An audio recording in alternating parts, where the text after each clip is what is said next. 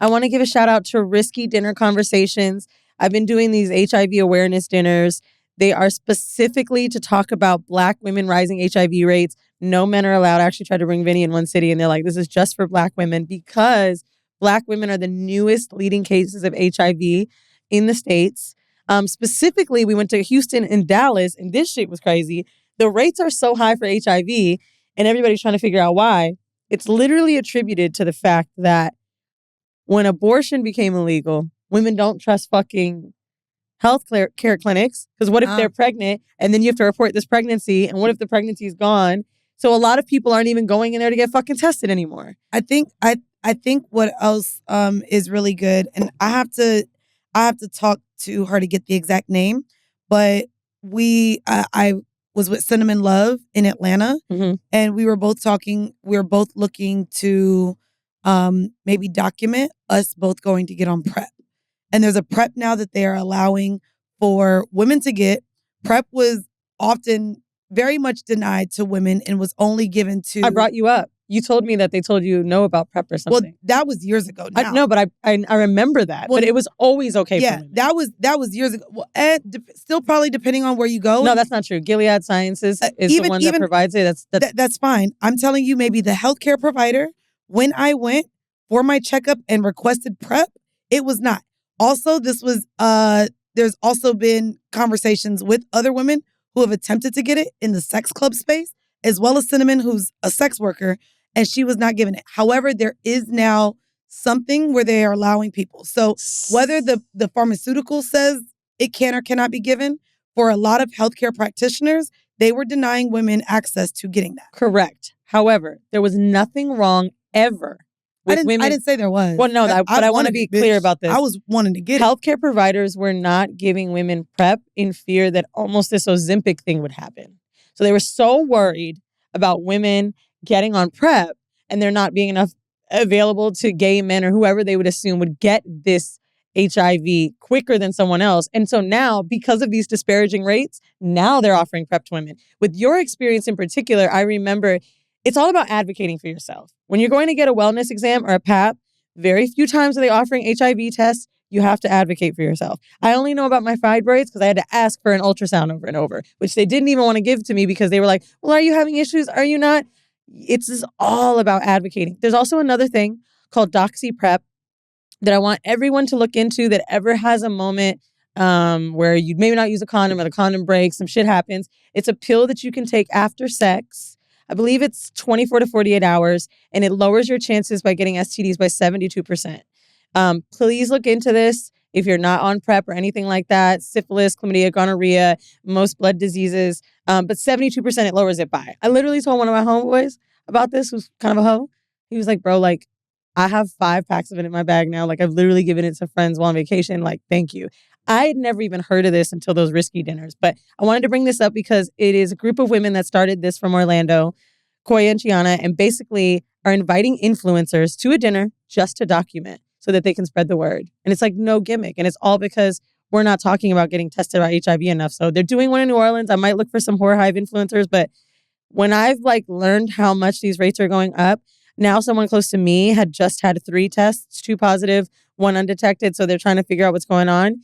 And it's just like, I never thought we'd be in the age where it would be amongst women like this. Oh, I did. And it's an ignorant thing to say, but the way that no one uses condoms, uses them, advocates for them, wants to shame me for using them or liking condom dick, for the fact that we as Black women, and this is not to blame Black women, but the fact that as Black women, we still have yet to create a safe space for our brothers and Black men to be where they want to be sexually. Mm-hmm. This does not surprise me at all. Like, in terms of the DL and still the conversations around sex, they have not seemed to progress over the years. And with these, with social media, unfortunately, I feel like we backtracked quite a bit with the shaming of dating, the $200 date conversations, the 50-50, the does a man really like you if he does this? And also, I mean, we are at the same time opening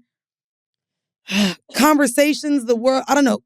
I feel like we are also opening the landscape within our own community to be open and fluid and non-monogamous. But luckily, though, those are the safer communities. Like, I don't want to shade anybody that was at this dinner. However, 20 people at this dinner, I think 2 people heard of PrEP, Mandy, like that knew that they could take PrEP or had like a test recently.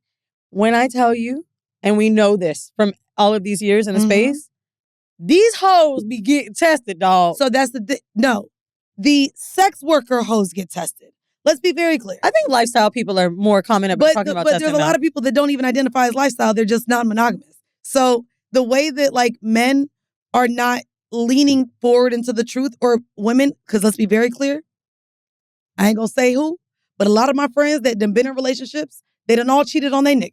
So where the conversation, yes, about the sex workers, they are getting tested because they have to for work.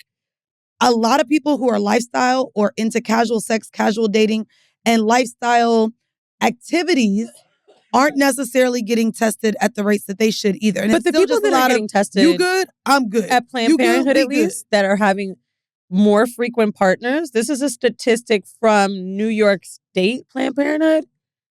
The people that are having sex with more people in 12-month spans are getting tested more frequently than the people that have had one partner or less. Right. And that one partner probably is cheating and bringing something back to you. But my point is that the people that are more promiscuous are probably getting tested more. I really, truly do believe that. Okay. Like, I think that...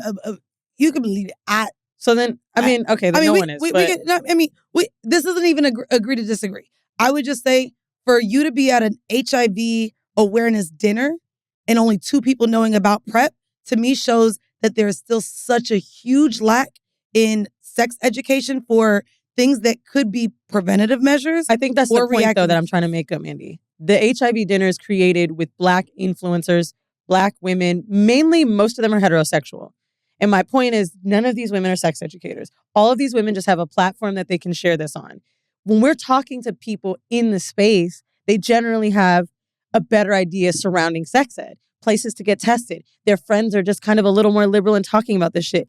These women that are quote unquote more normal every day, they're not talking about this shit. People that listen to Horrible are hearing some of these conversations for the first time. Like, those girls, as disappointed as I was flying to Atlanta, actually, for Black Effect after that. I was like, yo, I have to be so happy that all of these girls have hundreds of thousands of followers, and they just heard that.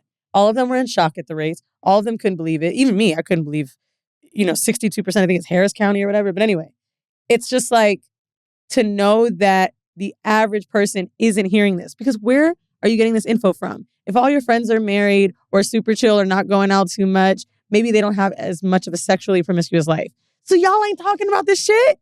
And then you probably fucking one nigga, but he probably ain't only fucking you. Not saying niggas ain't shit. Like, I agree. It is literally women not taking advocacy over their own bodies. HIV there's no fault in getting it. The only fault you have is not getting tested. Because if you can't get on the meds, you're fucked. You know what I'm saying? Like, catching it early, being sure you don't pass it down when you want to have kids. Like, I just really have been disappointed with even the sex ed conversations I've been having. Like, I only have it on Horrible. Am I passing it on to my homegirls when I'm on the phone? Even when we have an episode where we're like, damn, and we learn something new, am I taking it outside of this fucking room? And I just think we all have to start doing this in our own house and with our kids. And also, I just got tested. I'm going to try to get tested on camera every quarter now. I like that. Unless something goes wrong, then I'm going to be like, footage got deleted. No, and if you guys, want to hear more of these conversations, check out Period Sis. It's very heavily leaning into the disparities within the healthcare community and kind of what we experience as Black and brown and underserved communities. And so these conversations are very important to me. And so, make sure you check out Period Sis. Season 2 is back. And y'all know I'm trying to make a goddamn cartoon.